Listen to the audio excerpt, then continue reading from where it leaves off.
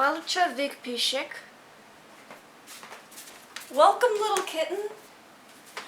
I am speaking Gaelic to you, but I wasn't raised speaking Gaelic, Scottish Gaelic. Actually, the people of Scotland know the story of people of Turtle Island all too well, because in Scotland, even though the children spoke Gaelic, they were forced to speak English in school. They were forced by the Brits. British people love colonizing, especially indigenous people, right? Well, my family doesn't speak Gaelic. We've been in America so long that we forgot our language. Isn't that sad? America was supposed to be this melting pot where we all came together and shared our cultures and were able to express ourselves, or at least that's what I'd like it to be. But in fact, it just came to a head point where you came to this nation, you were stripped raw of everything that made you you, the culture, the food, the songs, the language. And we stripped the people here on Turtle Island of their languages. And I say languages because different tribes are different nations. We pretend as if indigenous people are all one, but they're not. There are there are so many different languages. There's the Cherokee language.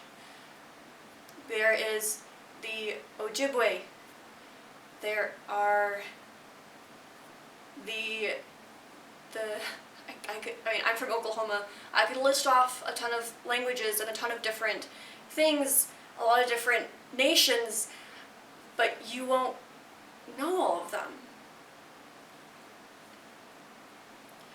One tribe that I personally got to interact with a lot was when I went to Arizona and went to Monument Mountain, where I met the Dene. The Dene means the people of God. White people came and destroyed people of God. And we changed their name to something else. Do you know?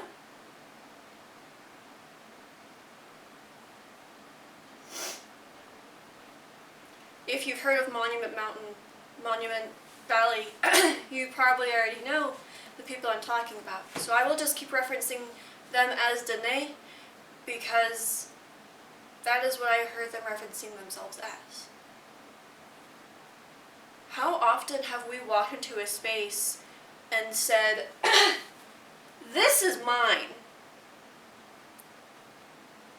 when it's someone else's home? What if I walked in and said, I know that you put this up for Yule, but I'm making it a Christmas tree because I'm Christian and everything has to be about me. Me, me, me, me, me.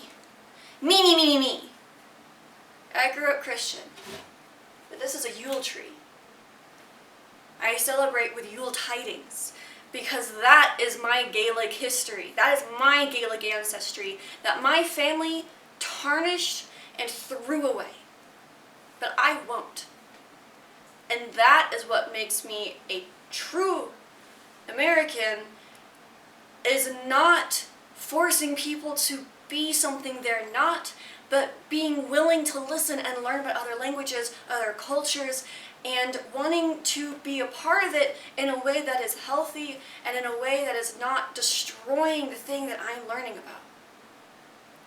How beautiful would this nation be if we said this is a melting pot to simmer and make a beautiful stew, instead of saying, I know you like carrots in the stew, and I know you like celery, and I know you like onions, and I know you like chicken, but this is America. It's water. You get water. We'll boil it. We'll make it really hot, but you don't get any of your stuff in here. This is plain water, clean water, pure water, and we don't want any of your disgusting stuff tainting the flavor of this water. Water's not filling. White culture is not filling. As someone who grew up in a white culture, it was just the absence of culture when it came to America. There's the term whitewashed, and in America, I interpret it as taking a culture, painting it white, and saying this is the better and improved version of it. Don't worry, you'll get used to the new flavors, and if you won't, well, you don't have to take it. You don't have to partake. Your culture is better now, and you don't have to partake in it now.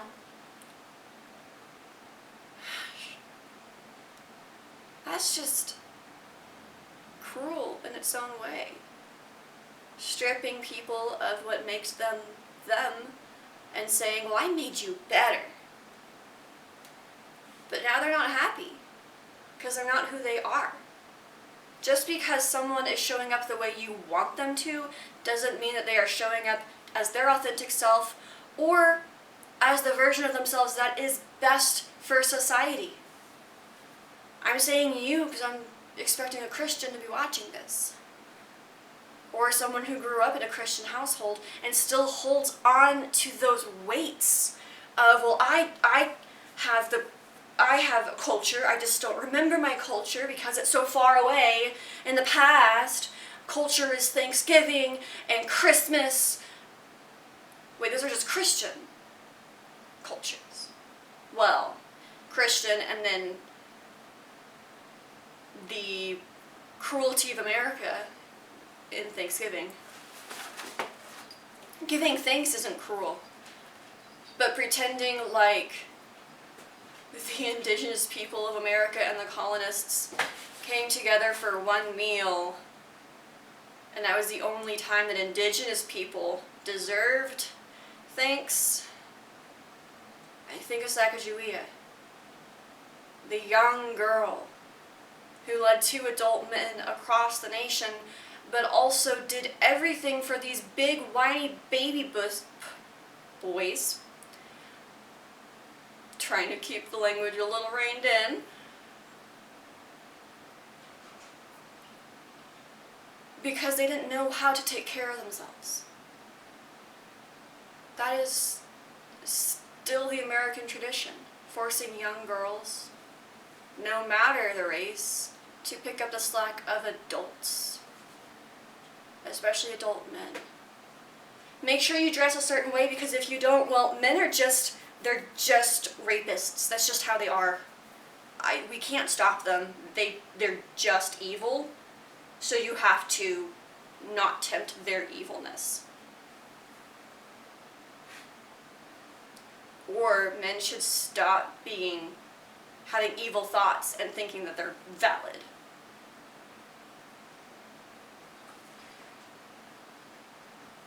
I tell this story a lot because I want it known that you can talk about your trauma and you're not just dredging things up. If anything, it's allowing things to slowly dispel over time. Because every time I come around this spiral of trauma and I touch it again, sometimes it's still as iron hot as it was when I was first assaulted, but other times I hit it and I learn something and I go, oh, wow, I'm able to feel that and not feel intense anger and rage.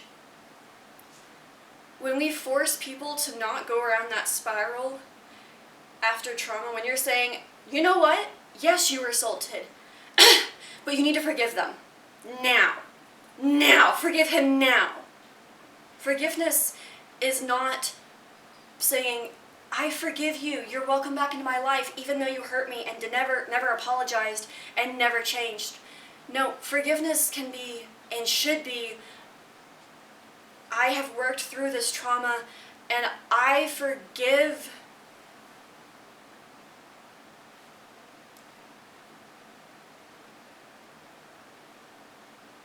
but I won't forget. I'll never forget. I'll never forget, because if I forget, that means he has access to other little girls.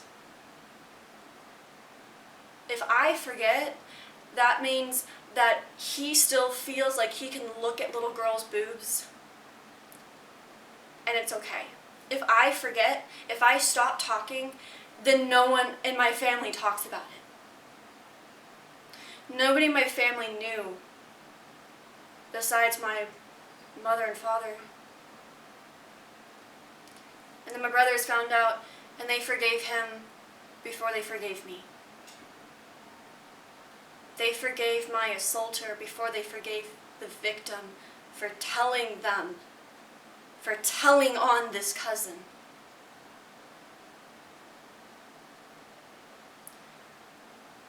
If my cousin came up to me right now and she told me one of her cousins assaulted her, I would protect her with my life.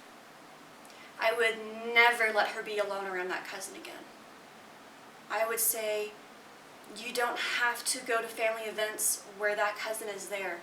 And in fact, that cousin is not allowed to hang around us anymore because he broke our trust.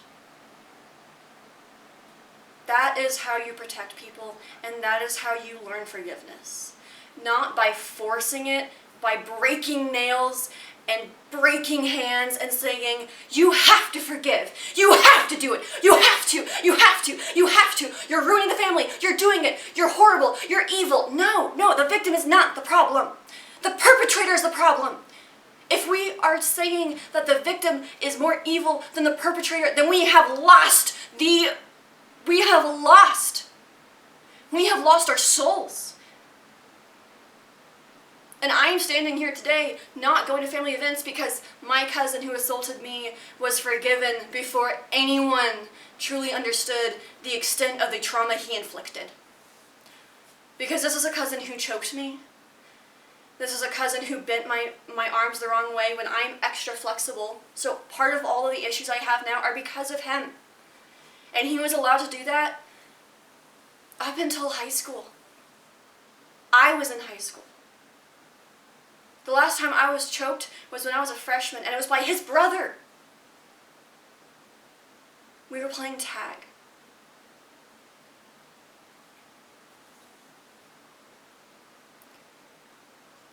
They were both black belts in karate when I was a green belt. Then they were black belts with 1 stripe, and then 2, and then 3. And then all of a sudden, the one who choked me is now a lead instructor, and everybody's talking about how great he is. And wondering why I'm not doing better, even though I've been in national exhibitions. Why am I not trying harder? Why am I not doing more? I don't know, maybe because a national exhibition wasn't fucking enough. Maybe because honors college wasn't enough. I was never enough for my family to be happy. Even when I was working without assistance through my trauma. My parents never helped me work through it when I was a kid. And then when I was in college and starting to work through it, they were so pissed that I was dredging it up. History was meant to be brought back up so we can learn from it.